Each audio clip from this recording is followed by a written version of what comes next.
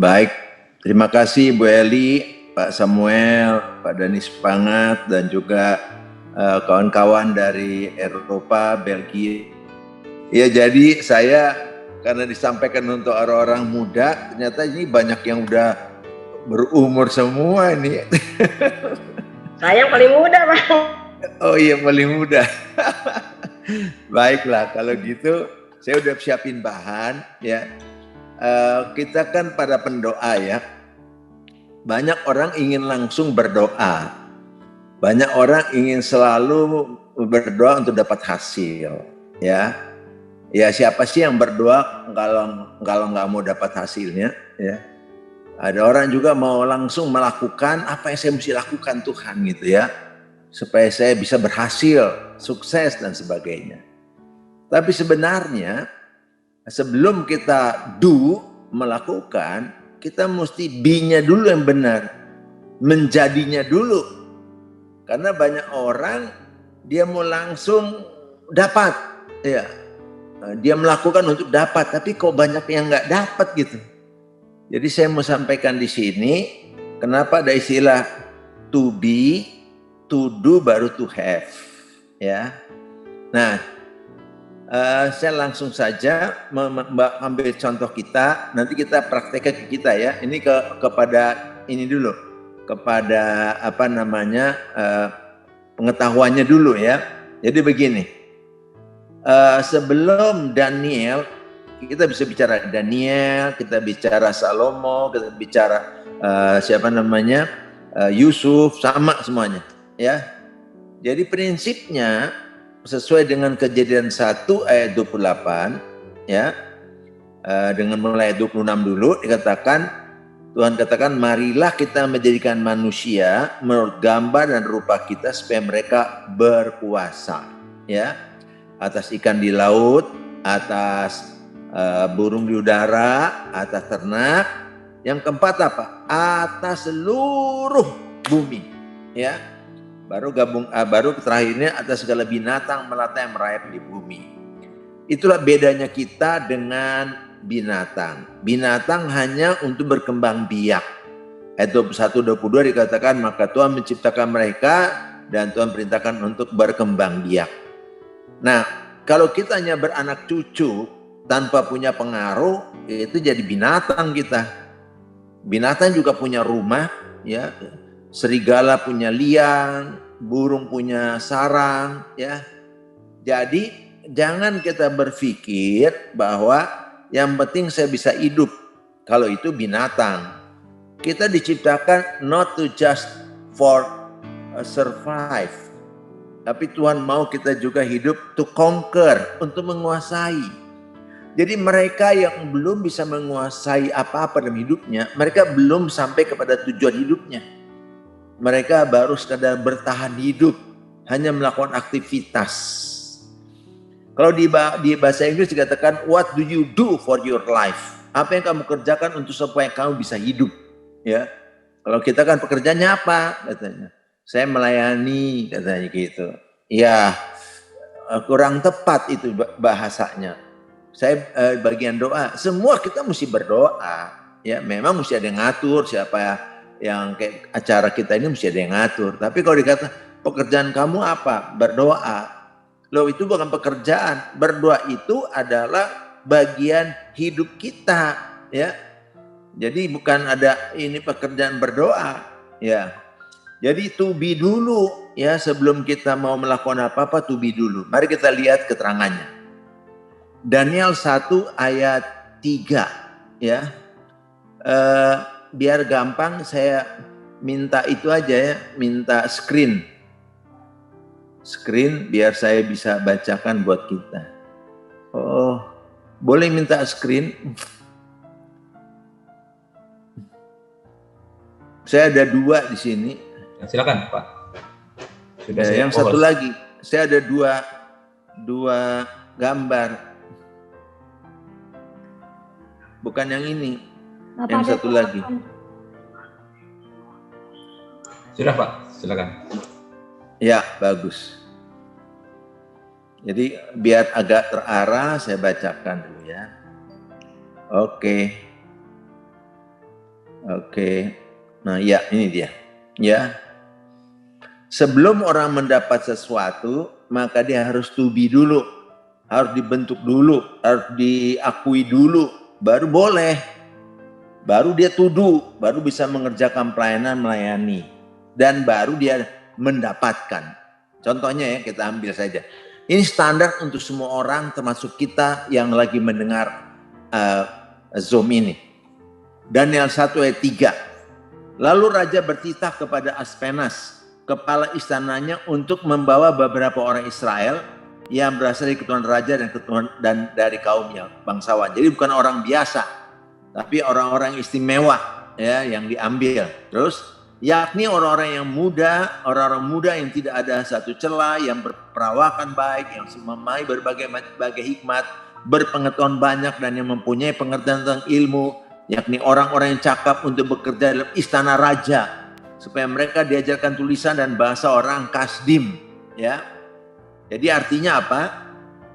Daniel dan sekian banyak keturunan raja dan bangsawan yang berpengetahuan, penampilan baik, dan menguasai bahasa. Ternyata ada 4 orang saja yang berhasil dibentuk. Jadi begini, waktu Nebukadnezar menyerang Israel, maka ada yang ditinggal, ada yang dibawa.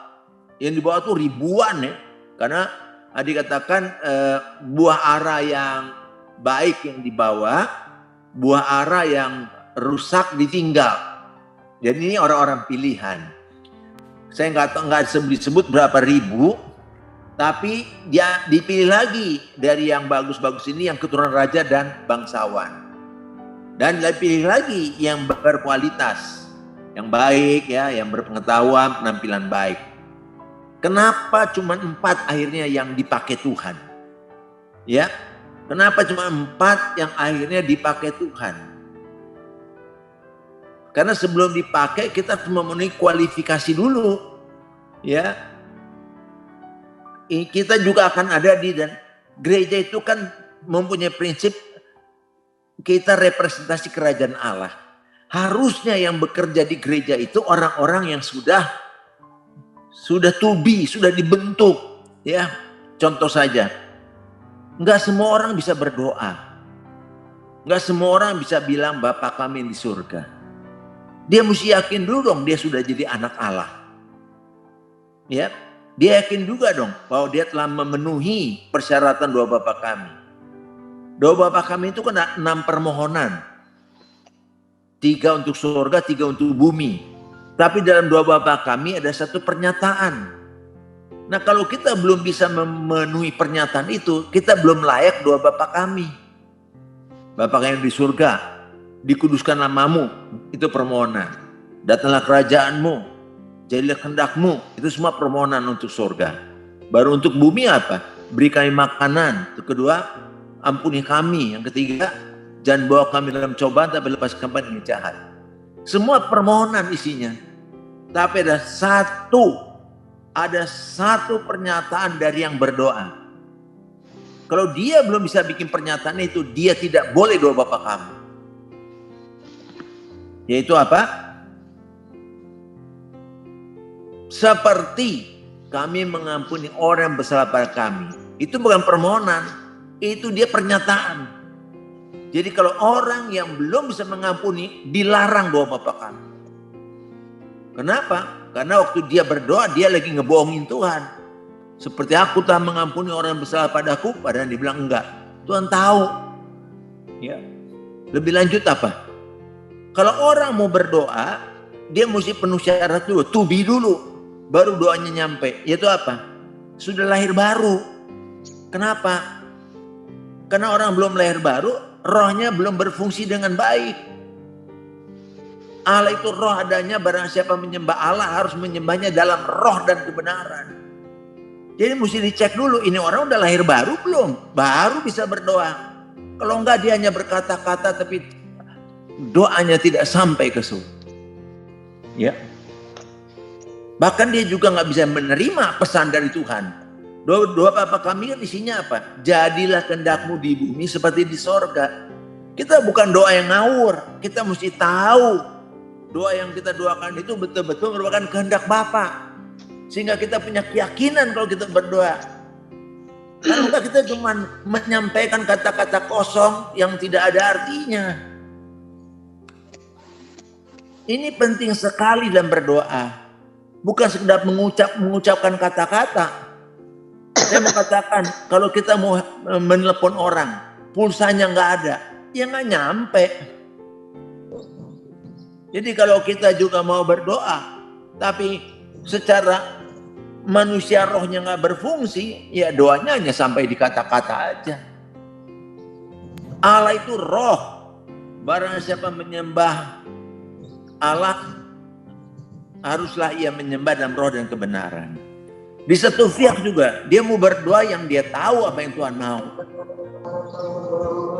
1 Yohanes 2:14 mengatakan demikian. Manusia duniawi tidak dapat menerima apa yang berasal dari roh Allah. Karena baginya itulah satu kebodohan. Ya. Dan itu hanya dapat dinilai secara rohani. Jadi orang yang belum lahir baru juga dia nggak bakal tahu apa maunya Tuhan, apa yang mesti didoakan. Padahal Roh Kudus itu ingin sekali berdoa melalui kita. Ya, maka itu kita ayo kita berdoa kata Roh Kudus supaya aku menyampaikan doa-doa yang tidak kamu mengerti.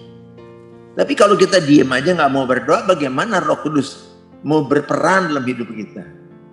Ya, nah sekarang ini to-be-nya dulu ya, dibentuk dulu.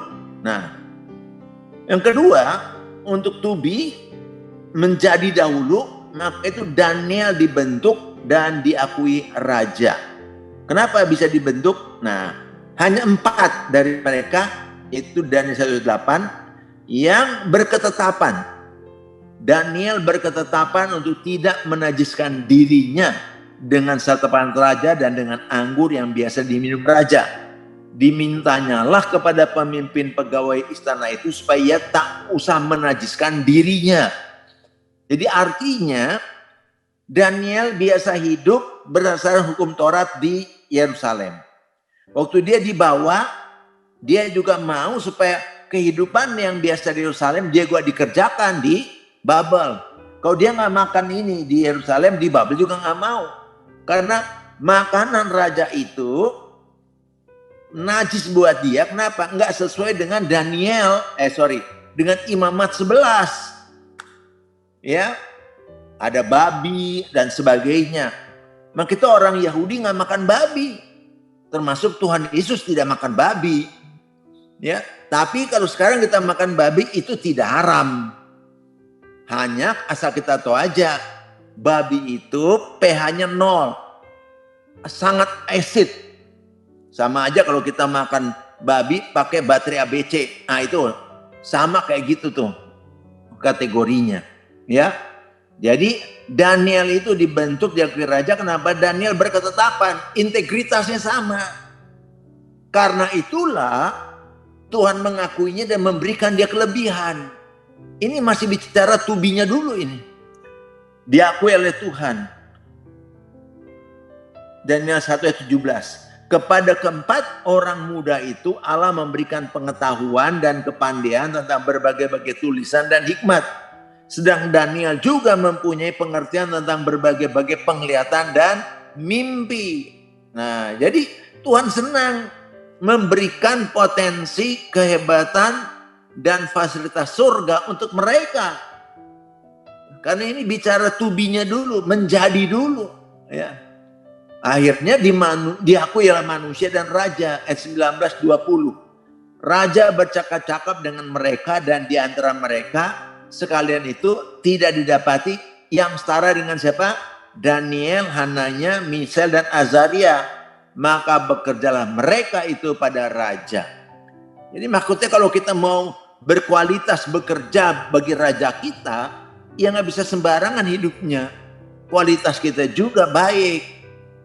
Terampil, rajin, ya, mau bekerja, ya, mau belajar supaya ditambah, mau dibentuk ulang. Belajar daripada aku kata Tuhan karena aku lemah lembut dan rendah hati. Lemah lembut artinya mau dicetak ulang sesuai dengan gambar rupa Kristus. Rendah hati apa? Mau diajar, mau belajar. Nah, ayat 20, dalam tiap-tiap hal yang memerlukan kebijaksanaan dan pengertian yang ditanyakan raja pada mereka, didapatinya bahwa mereka 10 kali lebih cerdas daripada semua orang berilmu dan semua ahli jampi di seluruh kerajaan. Ini baru to be, sekarang to do, ya. To do-nya apa? Setelah itu, setelah dibentuk baru melayani dengan hikmat, kuasa, pahyuan dan lainnya dari Tuhan. Jadi gini ceritanya. Daniel 2 ayat 7 dan 12, mimpi yang tak dapat diartikan. Nebukadnezar punya mimpi, dia tanya kepada semua pegawai orang-orang ahli jampi, ahli nujum, ahli berilmu, ditanya, coba terangkan mimpi saya. Baik, katanya. Coba raja, sampaikan mimpinya apa? Tidak, katanya. Mimpi saya apa dan artinya? Oh, mana ada yang bisa, katanya. Nggak ada satu orang pun bisa. Marah Nebukadnezar, bunuh semuanya. Nah, beritanya sampai ke Daniel. Daniel juga termasuk yang akan dibunuh. Lalu dia bilang kepada orang istananya, kasih tahu deh, saya bisa, katanya. Ya. Lalu ayat 26. Bertanyalah raja kepada Daniel yang namanya Belteshazzar. Daniel itu namanya Belteshazzar sekarang. Sanggupkah engkau memberitahukan kepadaku mimpi yang telah kulihat itu dengan maknanya juga? Daniel menjawab, katanya kepada raja, rahasia yang ditanyakan tuanku raja tidaklah dapat diberitahukan kepada raja oleh orang bijaksana, ahli jampi, orang berilmu dan ahli nujum. Terus, tetapi di sorga, ya, ada Allah yang menyingkap rahasia-rahasia. Ia telah memberitahukan kepada tuanku Raja Nebukadnezar apa yang terjadi pada hari-hari yang akan datang. Mimpi dan penglihatan yang tuanku lihat di tempat tidur ialah ini. Dia ceritakan ada patung besar dari emas, dari perak, ya, dari tembaga, dari besi, campur tanah, ya. Jadi ayat 31 dibilang, ya raja, tuanku melihat suatu penglihatan, yakni sebuah patung yang amat besar. Patung ini tinggi, berkilau-kilauan luar biasa, tegak di hadapan tuanku dan tampak mendahsyatkan. Adapun patung itu kepalanya dari emas tua, dada dan lengannya dari perak, perut dan pinggangnya dari tembaga. Sedang pahatnya dari besi, dengan kakinya sebagian dari besi dan sebagian dari tanah liat. Sementara tuanku melihat, ini saya bikin kuning karena ini buat kita nih, ayat 34. Sementara tuanku melihatnya, terungkit lepas sebuah batu tanpa perbuatan tangan manusia. Lalu menimpa patung itu tepat kakinya yang dari besi dan tanah liat sehingga remuk. Lalu batu itu makin besar memenuhi bumi ini. Itu bicara siapa? Bicara gereja Tuhan. Karena yang batu ini tanpa perubahan manusia. Jadi gereja yang bangun siapa? Yesus. Aku membangun jemaatku di atas batu karang ini. Ini lembaga ilahi yang dibangun oleh Tuhan Yesus di bumi untuk mewakili atau merepresentasikan kerajaan Allah di bumi, untuk menjalankan kehendak Allah dan memperluas kerajaannya. Ya.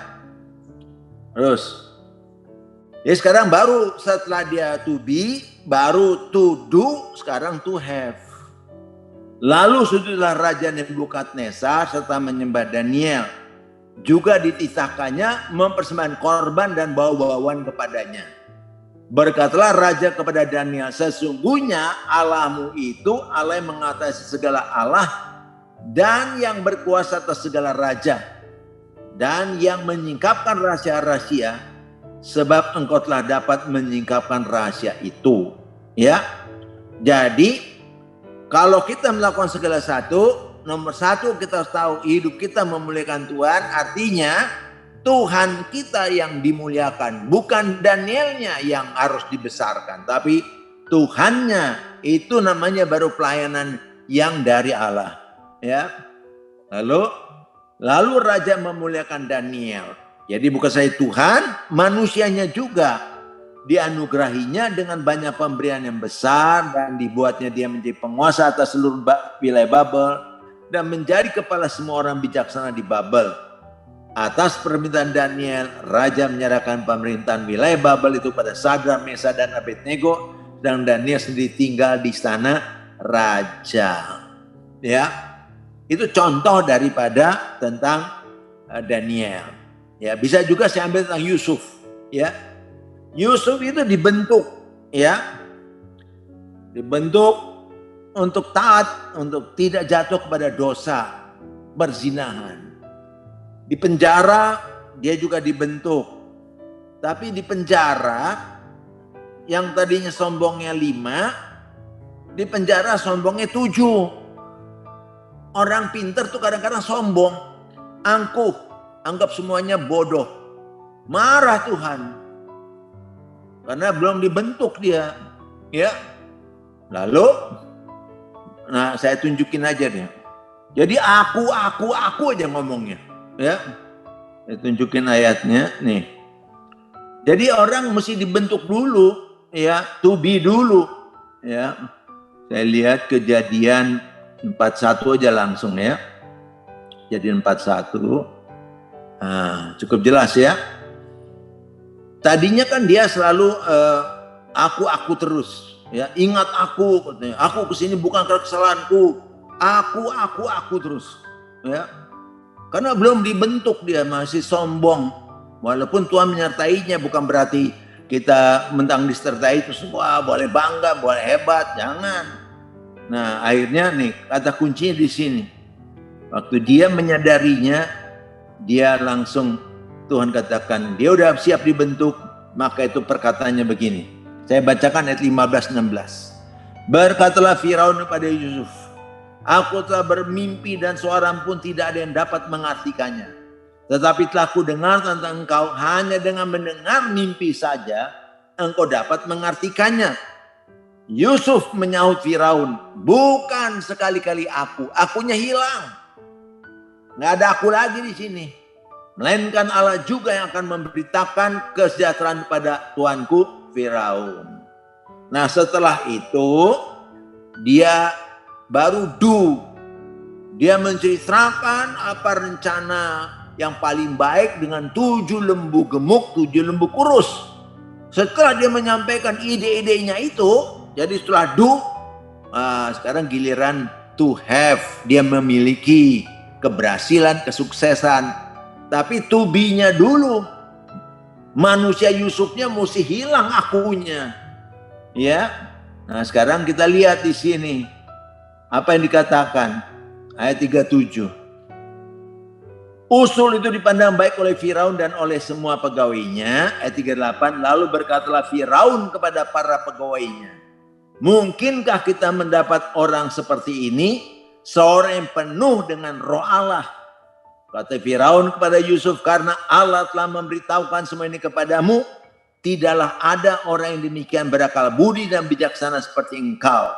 Ayat 40, engkaulah menjadi kuasa. Ingat, marilah kita jadikan manusia menurut gambar rupa kita supaya mereka berkuasa. Saya ingatkan kepada kita semua yang mendengar Zoom ini, saudara mesti tetapkan saudara bisa menguasai di bidang apa yang memuliakan Tuhan, tapi bukan bisnis terus yang akhirnya uang yang dicari, mamon yang dicari. Hari ini saya katakan jangan cari uang, tapi cari dahulu kerajaan Allah dan kebenarannya, maka semua akan ditambahkan. Jadi para orang muda kalau dia udah selesai jadi sarjana, nomor 1 jangan melamar di perusahaan dan cari yang paling gede gajinya. Jangan.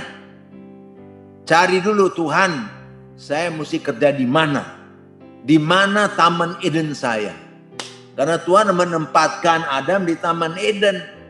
Kalau kita di Taman Eden, kita nggak berjuang lagi, nggak kerja habis-habisan. Kita enak bisa melayani Tuhan. Bekerja itu hanya nggak habis-habisan. Ada orang kerja sampai ber-12 jam sehari. Saya kira nggak begitulah kita. Bekerja iya, tapi jangan sampai badan kita rontok, karena itu namanya bukan bekerja lagi buat Tuhan. Udah bekerja buat mamon itu. Oke, sekarang kuasanya apa? 40. Engkaulah menjadi kuasa istanaku dan kepada perintahmu seluruh rakyatku akan taat. Hanya tata inilah kelebihan daripadamu. Nah, jadi pertama kuasa di istana. Dan kedua kuasa di mana? Ayat 1. Lanjutnya Firaun berkata Yusuf, karena ini, dengan ini aku melantik engkau menjadi kuasa atas seluruh tanah Mesir. Akhirnya apa? Akhirnya seluruh dunia dikuasai oleh Yusuf. Di mana ayatnya? 56, 57. Kan kita diciptakan untuk menguasai seluruh dunia. Di bidang apa? Pertanian boleh, di bidang teknologi IT boleh, di bidang kesehatan boleh. Sampai dunia mengakui kita, sehingga dunia belajar dari kita. Itu caranya kita menguasai dunia. 56. Kelaparan itu merajalela di seluruh bumi. Maka Yusuf membuka semua lumbung dan menjual gandum kepada orang Mesir. Semakin hebat kelaparan di tanah Mesir. Juga dari seluruh bumi datanglah orang ke Mesir untuk membeli gandum dari siapa? Bukan dari Firaun, dari Yusuf. Sebab hebat kelaparan itu di seluruh bumi. Inilah model negara dengan pemerintahan. Ada rajanya di Inggris, ada perdana menteri. Orang pertama dalam pemerintahan itu adalah perdana menteri. Di Malaysia juga ada rajanya, tapi kita nggak pernah kenal. Tapi perdana menterinya yang mengatur semua. Kita harus menjadi orang yang mengatur semua. Perdana menterinya. Jadi Yusuf bukan orang kedua, orang pertama. Perdana menterinya. Ya, oke. Mengapa kita perlu dibentuk lebih dahulu? Satu, apabila pribadi Anda tidak dibentuk Tuhan lebih dahulu, maka langkah-langkah Anda bisa keliru dan sangat besar kemungkinan bertentangan dengan jalan-jalan Tuhan. Dua, orang yang sudah dibentuk menjadi pribadi seperti yang Tuhan kehendaki dan menarik perkenanan dan kelimpahan dari Tuhan. Tiga, orang yang sudah dibentuk menjadi seorang yang seperti yang Tuhan kehendaki dan memiliki karakter yang siap menerima berkat Tuhan. Nah, sekarang saya mau kembali nih ke kita. Ya. Sekarang realisasinya buat kita, ya. Oke. Pertanyaan saya.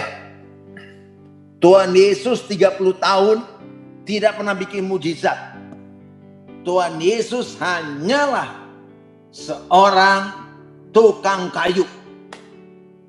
Betul enggak? 30 tahun tidak pernah ada cerita kecuali umur 12 tahun. Tuhan Yesus memberikan pengaruh kepada ahli Taurat, tanya jawab, mereka bingung semua. Dalam 12 tahun bisa memberikan, tapi mujizat enggak ada. Karena dia belum dibentuk. Dibentuk, belum diakui oleh sorga. Setelah diakui oleh sorga, baru yang ada fasilitas sorga diberikan. Dunia apa? Mujizat, perkara besar, tanda-tanda heran, sign and wonder menyertainya. Apa peristiwanya? Pengakuan dari sorga. Kalau kita belum diakui oleh sorga, nggak bisa. Di luar aku engkau tak dapat berbuat apa-apa. Jadi nomor satu pengalaman saya di mana-mana, orang itu mesti betul sudah lahir baru. Sudah jadi anak Allah. Ya, kalau saya tanya orang, mahasiswa kedokteran nih, saya tanya, kalau mati kemana? Ke surga Pak, bagus. Kalau kamu kemana? Belum tahu Pak. tanya, yang ke surga kenapa? Kalau dia salah jawabannya, dia ke neraka lagi. Dia mesti tahu jawabannya, kenapa dia mati masuk surga. Firman Tuhan katakan begini, dalam Roma 10 ayat 1 dan 2. Keinginan hatiku dan doaku kepada Tuhan ialah supaya mereka diselamatkan. Sebab aku dapat memberikan kesaksian tentang mereka, bahwa mereka sungguh-sungguh giat untuk Allah, tapi tanpa pengertian yang benar. Maka itu saya kalau ngajar keselamatan, saya cek dulu pengertiannya. Nggak bisa bilang saya udah selamat. Kapan saya bilang selamatnya? Ya sejak lahir. Salah. Karena kita nggak bisa sejak lahir. Kita selamat waktu kita percaya. Jadi mesti beres dulu tentang masalah keyakinan ini. Tubinya dulu. Nah, Tuhan Yesus itu di Matius 3 ayat 16-17, sesudah dibaptis, Yesus berdoa dan surga terbuka. Dan dia melihat roh Allah dalam bentuk apa? Burung merpati. Baru ayat 17 mengatakan, dan dari surga ada suara, inilah anakku yang kukasih, kepadanya aku berkenan. Sebelum kita berkenan, sebelum kita diakui, surga tidak memberikan fasilitasnya pada kita. Jadi saya udah lulus, misalnya gini, mahasiswa saya, Pak, saya udah di wisuda, siap melayani. Belum tentu, saya bilang. Kamu mesti diakui surga dulu, boleh melayani. Bukan karena sudah wisuda. Maka itu di STT dulu saya bilang, kalau you belum bisa ngusir setan, you tidak akan diwisuda. Gimana mau perang nggak bisa nembak, mati konyol nanti. Kita jangan Kristen-Kristenan, kita mesti Kristen yang berkuasa. Doa kita juga berkuasa. Sehingga dengan demikian, apa yang kita katakan selalu terjadi. Kalau kita doa dan nggak pernah terjadi, mesti ditanya. Karena banyak orang melakukan dulu tapi belum tubinya belum ada. Nah, karena itu saya ingatkan satu ayat buat kita, ya, bahwa kita juga harus menerima roh Allah dan surga juga mengakui kita, mesti sama, ya. Nah ini saya kasih satu ayat yang penting buat kita, ya. Ayat ini diambil dari Roma 8, ya. Roma 8, ya. Ayatnya yang ke 14, 15, 16.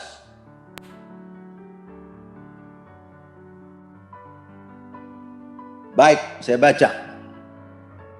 Sebab semua orang yang dipimpin roh Allah adalah anak Allah. Sebab kamu tidak menerima roh perbudakan yang membuat kamu menjadi takut lagi.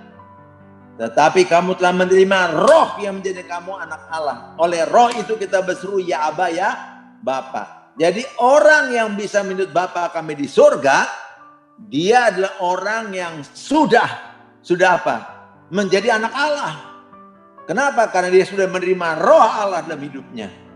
Ayat 16, roh itu bersaksi bersama-sama dengan roh kita bahwa kita adalah anak-anak Allah. Jadi saya mau bersaksi begini.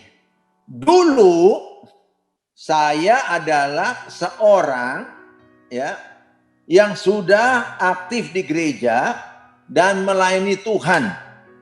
Saya ulangi lagi, 5 tahun lebih saya sudah aktif di gereja. Saya melayani Tuhan, saya berkhotbah, saya mimpin doa, di ibadah, saya ikut sandiwara Natal, mimpin jadi macam-macam lah, ya, kegiatan di gereja. Tapi itu nol besar. Kan waktu ditanya pada saya, Pak, mati kemana? Ya tergantung perbuatan saya, amal ibadah saya. Apa bedanya dengan agama lain? Kita harus ditanya kalau mati kemana, pasti ke surga. Kita mesti tahu, itu yang firman katakan. Semuanya itu kutuliskan pada kamu supaya kamu yang percaya pada nama anak Allah tahu bahwa kamu memiliki hidup yang kekal. Tahu itu bukan mudah-mudahan, tahu itu pasti. 1 Yohanes 5 ayat 14. 1 Yohanes 5 ayat 13. Jadi setelah saya terima Yesus, kok saya ini punya kerinduan untuk menyampaikan Injil ke orang lain. Nomor satu, saya sampaikan Bapak Ibu saya. Padahal Bapak Ibu saya juga orang gereja, aktif di PGI. Saya bilang ini, Mah, Yesus satu-satunya jalan keselamatan. Bapak Ibu saya ngelihat saya, udah jangan fanatik gitu katanya. Enggak fanatik mah, tapi betul. Mereka bilang, ini Royandi kenapa jadi begini katanya. Di gereja saya kumpulan pemuda, saya tanya, kamu udah terima Yesus belum? Hah, terima Yesus? Kok pakai terima Yesus? Saya terangin mereka, sampai mereka bilang, Royandi kok jadi lain begini ya, gitu. Royandi kok lain begini katanya. Ya. Dan saya keinginan memberitakan Injil. Dulu 5 tahun di gereja aktif, mana ada pikiran gereja Injil. Dan yang menarik apa? Tanda-tanda orang percaya muncul dalam diri saya. Yaitu apa? Markus 16 ayat 17 dan 18. Jadi ayat 15 memberitakan Injil. Jadi betul kalau saya beritakan Injil, tanda orang percaya menyertai saya. Tanda-tanda ini menyertai orang percaya. Mereka mengusir setan-setan demi namaku. Dari 1 setan, 2 setan, 3 setan, sampai 2000 setan dalam 2 tahun. Saya punya kuasa. Ya. Lalu apa lagi? Mereka berkata dalam bahasa roh. Di mana-mana bayi kalau udah lahir ngapain? Bunyi dong bayinya. Oe, oe, tapi bahasa manusia. Nah kalau kita manusia sedang jadi bayi rohani ngapain? Keluar bahasa rohnya. Tanda ketiga apa? Mereka akan memegang ular. Kita punya kekuatan menahan kekuatan musuh. Yang keempat apa? Mereka akan, sekalipun mereka minum racun maut, mereka tidak celaka. Kita dijauhkan dari segala kecelakaan. Kelima apa? Mereka akan meletakkan tangan orang sakit dan orang sakit didoakan sembuh. Jadi saya bersyukur sama kita semua di zaman pandemi ini ya, ingatlah dalam tubuh kita sudah ada bilur Yesus. Kita tidak boleh takut tapi waspada. Beda antara khawatir dengan waspada. Makin banyak kita di rumah, makin banyak gak keluar rumah, imun kita jadi lemah. Coba aja Ibu Yeni dari Belanda datang ke Jakarta. Langsung saya ajak makan di pinggir jalan.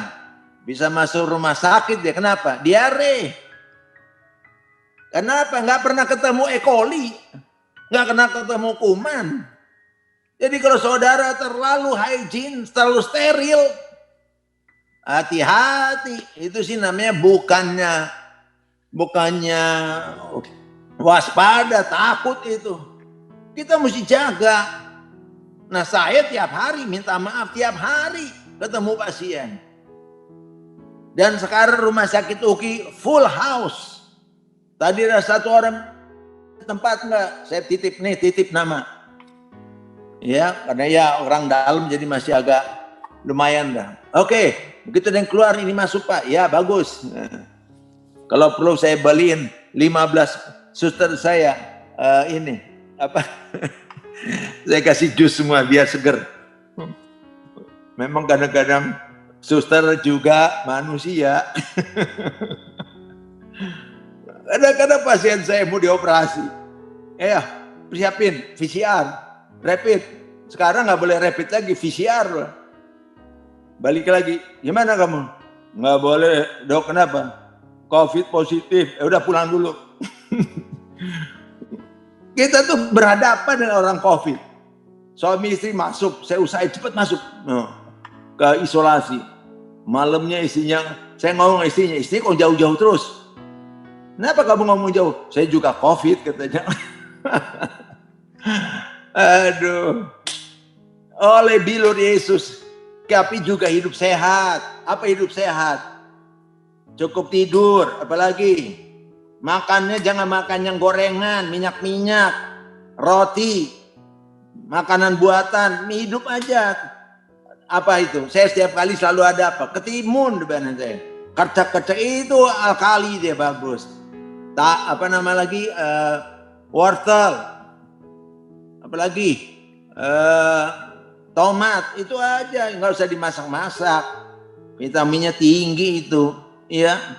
Dan makanan itu jangan terlalu digoreng-goreng. Aduh, saya nanti mau ngajarin nih 5 menit lagi. Bagaimana kalau kena COVID, kalau perawatan di rumah bagaimana, kalau nggak kuat. Maka itu semua mesti pakai apa? Oximeter, beli deh oximeter. Jangan udah sesek-sesek baru nyari, terlambat. Oximeter itu begitu kita di bawah 90, segera beli oksigen. Kalau belum ada tempat. Banyak orang udah baru nyari. Itu saya punya video teman-teman yang di COVID napasnya pendek-pendek. Takut mati semuanya, betul. Nggak bisa dalam. Kalau batuk, batuk. Wah, COVID itu kalau kita dengar yang di TV-TV orang cerita, jangan lagi deh, jangan lagi, kayak mau tenggelam katanya. Antara mati dan hidup. Ya. Jadi itu sekali lagi doa juga gitu, tubi dulu, lahir baru dulu, baru doanya bisa. Kalau belum baru, doanya nggak nyampe, ya. Dan kalau lahir baru itu jelas tandanya dong. Jangan bilang sudah terima Yesus, udah dibaptis, udah diterima belum sama Tuhan? Bukan kamu milih aku milih kamu. Dan bukti kita dipilih, sorga mengakui kita, sorga memberikan fasilitasnya buat kita. Kelima tanda orang percaya itu muncul dalam hidup saya. Kalau kita nggak ada kuasanya, gimana orang mau percaya Yesus? Orang bisa melihat Yesus dalam diri kita. Kita ini surat Kristus yang terbuka, yang dapat dilihat oleh semua orang. Pastikan kita dan jemaat kita sudah dilahirkan kembali. Kalau enggak ya kita hanya ngumpulin orang-orang yang hanya demen firman tapi nggak pernah berubah. Maka itu minumnya cuman susu aja, minum susu. Kenapa? Nggak pernah bisa makanan keras karena nggak bertumbuh. Harus dibentuk supaya bertumbuh. Baik, 3 menit lagi. Jadi pesan saya untuk kita semua, ya, pesan saya untuk kita semua harus diingat bahwa sebelum dipakai kita dibentuk dulu, harus menjadi dulu seperti yang Tuhan kehendaki. Baru pelayanannya efektif, perbuatannya efektif, doanya menjadi berhasil. Baru nanti mendapatkan hasil doanya. Hasil have. Coba Pak Samuel baca. Ya. Filipi 2 ayat yang ke-9, 10, 11. Apa yang Yesus dapat? Filipi 2 ya. Ya. Oke, Filipi 2 ayat 9. Itulah sebabnya Allah sangat meninggikan dia dan mengaruniakan kepadanya nama di atas segala nama. Ya. Supaya dalam nama Yesus bertekuk lutut segala yang ada di langit dan yang ada di atas bumi dan yang ada di bawah bumi. Dan segala lidah mengaku Yesus Kristus adalah Tuhan bagi kemuliaan Allah Bapa. Amin. Kepadanya diberikan nama di atas segala nama. Sehingga kita sekarang ngusir setan pakai apa? Dalam nama Yesus. Mendoakan orang sakit oleh belur Yesus dan nama Yesus. Itunya ke apa yang dia dapat setelah dia melakukan itu semua. Ya. Jadi kurang lebih kita juga harus ngalamin yang sama ya. Kita harus melakukan perbuatan-perbuatan ilahi dalam hidup kita. Sejak saya terima Yesus tanggal 31 Oktober 1974, hidup saya benar-benar berubah. Beda dengan 25 tahun saya hidup sebelumnya. Maka itu saya mau pada orang muda, jangan tunggu 25 tahun. Sejak masih muda sudah menerima Yesus, sudah diakui surga, sudah diberi fasilitas surga, sehingga dia berjalan dengan tanda-tanda heran. Dan nantinya kita lihat, dia akan mendapat yang semua Tuhan janjikan. God bless you. Amin. Saya doa dulu ya. Saya doa dulu ya. Bapa surga, kami berdoa untuk semua peserta Zoom. Biarlah firman ini bekerja dalam hidup mereka. Firman menjadi dasar keyakinan mereka. Bahwa mereka juga harus dibentuk, diakui, dan menjadi seperti yang Tuhan menghendaki. Dan biarlah mereka berjalan dengan tanda-tanda heran. Doa-doa mereka selalu terjadi. Karena mereka bisa mengetahui apa kehendak Tuhan yang perlu didoakan. Dan mereka disebut orang-orang yang berbahagia. Mereka diberikan panjang umur. Sehingga umur panjang di tangan kanannya, di tangan kiri kekayaan dan kehormatan. Mereka akan ditinggikan. Mereka jadi orang-orang penting. Mereka tetap naik bukan turun. Mereka jadi kepala bukan ekor. Dan mereka hidup memuliakan Tuhan. Dalam nama Yesus terjadilah. Amin.